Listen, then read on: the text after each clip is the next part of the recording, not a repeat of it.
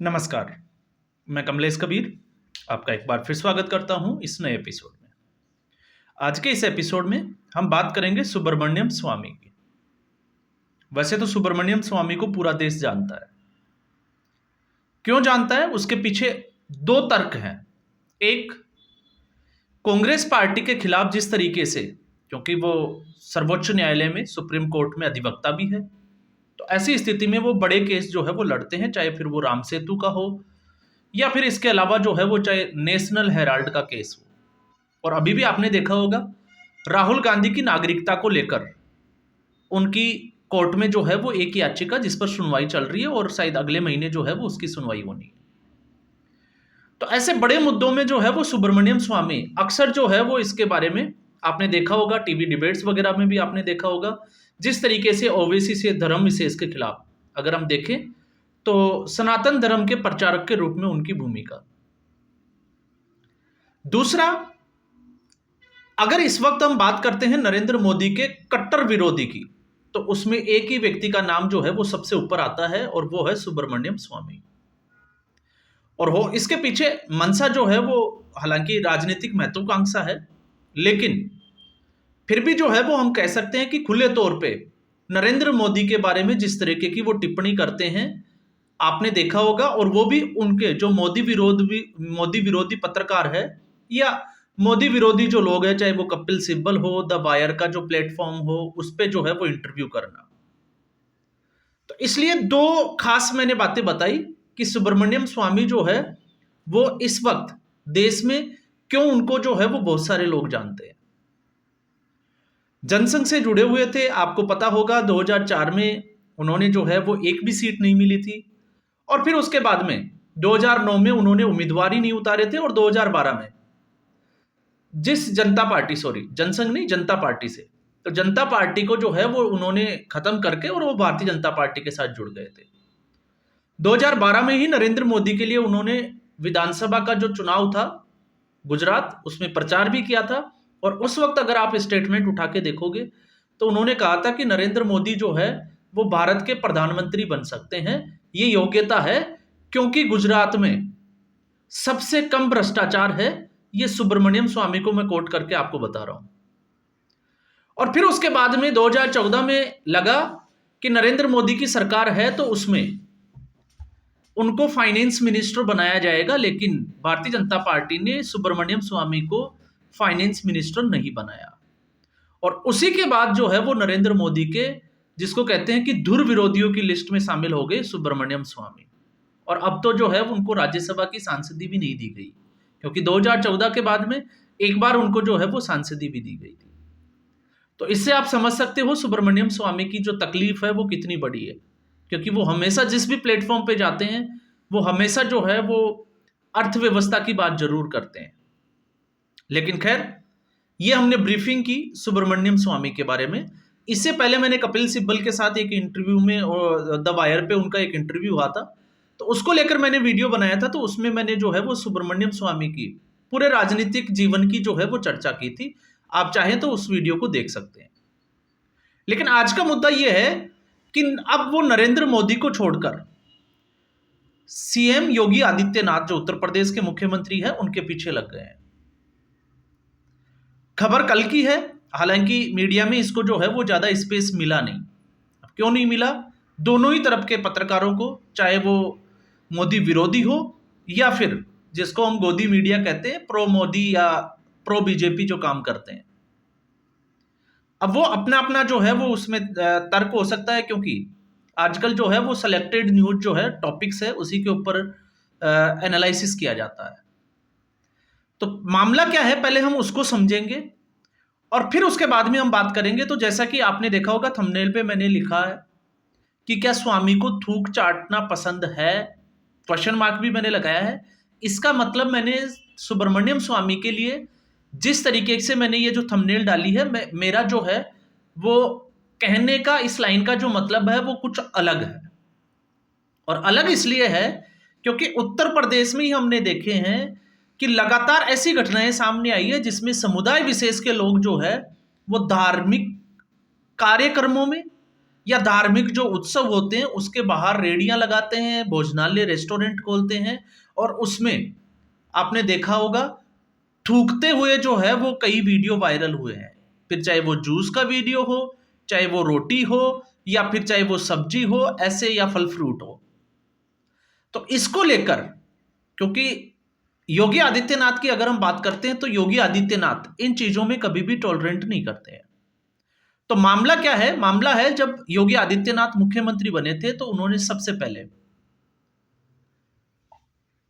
आपको मैं बता दूं डेट के साथ में 18 सितंबर एक उत्तर प्रदेश सरकार की अधिसूचना जारी हुई थी 2017 को, और फिर उसका जो है वो परिणाम आया था 3 नवंबर 2017 को, जिसमें कुछ जगहों पे मतलब हम कह सकते हैं कि जो मेन जो मंदिर थे, और वो मंदिर थे मां ललिता देवी शक्तिपीठ, ये है नेमिसारण्य, जिला सीतापुर। दूसरा है मां विंध्यवासिनी शक्तिपीठ, जिला मिर्जापुर। मां पाटेश्वरी शक्तिपीठ, देवीपाटन तुलसीपुर जो जगह है जो बलरामपुर जिले में पड़ती है, और शाकुंभरी माता मंदिर जो कि जिला सहारनपुर में आती। तो नवरात्रि के समय पे इन जो 4 जो शक्तिपीठ है वहां पर बड़ी संख्या में श्रद्धालु आते हैं, और बड़े बड़े मेलों का जो है वो आयोजन भी किया जाता है। तो ये धर्म विशेष का एक धार्मिक जो है वो आयोजन होता है। तो राज्य सरकार ने इस आयोजन को, इस मेले को जो है वो अपने हाथों में ले लिया। इसका प्रबंधन से लेके, चाहे वो किसी भी प्रशासनिक व्यवस्था हो, प्रबंधन हो, या मेले की व्यवस्था हो, वो सारा का सारा उत्तर प्रदेश सरकार ने अपने हाथों में ले लिया। और मंशा ये थी हाथ में लेने की, क्योंकि हमें ये समझना पड़ेगा कि इससे जो है वो जितने भी जो श्रद्धालु आते हैं उनको सुविधाएं उपलब्ध कराई जाए, और उसमें जो है वो कोई गड़बड़ी नहीं हो। और आपने देखा ही होगा गड़बड़ी किस तरीके की होती है। धर्म विशेष के समुदाय के लोग जो है वो धार्मिक आयोजनों में घुस जाते हैं और फिर उसके बाद में उत्पात मचाते हैं। ऐसी खबरें जो है वो आज भी हम देखते हैं। तो योगी आदित्यनाथ ने इसको लेके जो है वो प्रशासनिक निर्णय जितने भी लिए हैं वो कठोर निर्णय लिए हैं, और उसके लिए वो जाने भी जाते हैं। तो ये मामला भी जो है वो उसी से जुड़ा हुआ था, लेकिन स्वामी सुब्रमण्यम स्वामी ने उसके खिलाफ इलाहाबाद हाईकोर्ट का दरवाजा खटखटाया, एक पीआईएल याचिका दायर की, और याचिका में उन्होंने जो तर्क दिया वो तर्क ये था कि इससे संविधान का जो अनुच्छेद है 14, 25 और 31A उसका उल्लंघन होता है, और ये सारे जो है वो धार्मिक स्वतंत्रता से जुड़े हुए हैं। तो सुब्रमण्यम स्वामी का मानना है कि जितने भी जो प्राचीन मंदिर है वो सरकार के अंडर में नहीं आने चाहिए, वो स्वतंत्र होने चाहिए। तो एक तरीके से अगर हम वैसे देखें, ओवरऑल अगर हम इंडिया लेवल की बात करें, तो ये मुद्दा जो है वो हमेशा से सुर्खियों में रहता है कि आखिर भारत के जो मंदिर है वो सरकार के अंडर में क्यों। आपने देखा होगा इससे पहले भी ये मामला जो है वो उठा था, लेकिन ये मामला सभी मंदिरों का नहीं है, इसलिए इस पर मैंने जो है वो वीडियो बनाना जरूरी समझा, क्योंकि ये सिर्फ और सिर्फ नवरात्रि से जुड़े हुए, आपने देखा होगा सावन महीने में और फिर उसके बाद में नवरात्रा। तो नवरात्रि के समय में यहाँ पे जो है वो इन जो शक्तिपीठ है उनका एक खास महत्व होता है। देश भर से ही नहीं, बाहर से भी बहुत सारे जो है वो श्रद्धालु आते हैं। और इस बार भी आपने देखा होगा प्रयागराज में जिस तरीके से अभी महाकुंभ की तैयारियां चल रही है, और उसमें एक समुदाय विशेष को लेकर, क्योंकि मैं सीधे तौर से बात करता हूं इसलिए दूसरे समुदाय, चाहे वो मुस्लिम समुदाय हो या कोई भी, तो मुस्लिम समुदाय के लोगों को जो है वो स्टॉल लगाने को बैन कर दिया गया। और अब आपको जो है वो मुझे नहीं लगता कि कारण बताने की जरूरत भी होगी, क्योंकि कारण जो है वो सिर्फ एक ही है, और वो है कि ये लोग जो है वो जिस तरीके से आपके साथ जो है वो कुछ भी कर सकते हैं खाने में, जो है वो जिस तरीके से उसको अपवित्र करना, क्योंकि हिंदू धर्म में नवरात्रि का वैसे भी जो है वो एक खास महत्व है। तो ऐसी स्थिति में वो इस तरीके की जो है वो हरकतें कर सकते हैं, और उसको उसको जो है वो इससे, अगर हम ये कहें कि ये समुदाय विशेष की मंशा के खिलाफ है या समुदाय विशेष के खिलाफ है, तो मुझे लगता है कि जोड़कर देखना बिल्कुल गलत है। और बाकी आपने देखा होगा जिस तरीके से अभी संभल का विवाद चल रहा है, और इसी प्रकार से जो है वो ज्ञानवापी मस्जिद का भी विवाद चल रहा है। तो इससे जो है वो अब लोग जो है वो जोड़कर जरूर देखेंगे कि ये जो है वो समुदाय विशेष को टारगेट करने का एक पूरा जो है वो योगी आदित्यनाथ का प्लान था, जिसके खिलाफ सुब्रमण्यम स्वामी कोर्ट गए हैं। तो सुब्रमण्यम स्वामी की यहाँ पे जो है वो मंशा अलग है, लेकिन सुब्रमण्यम स्वामी को भी यह समझना चाहिए कि योगी आदित्यनाथ ने ये सारे जो मेले हैं उनको सरकारी मेले क्यों घोषित किए गए, ताकि किसी भी तरीके की अव्यवस्था जो है वो इन मेलों में, जो कि नवरात्रि में होते हैं, उसमें किसी भी प्रकार की कोई भी असुविधा जो है वो श्रद्धालुओं को नहीं झेलनी पड़े।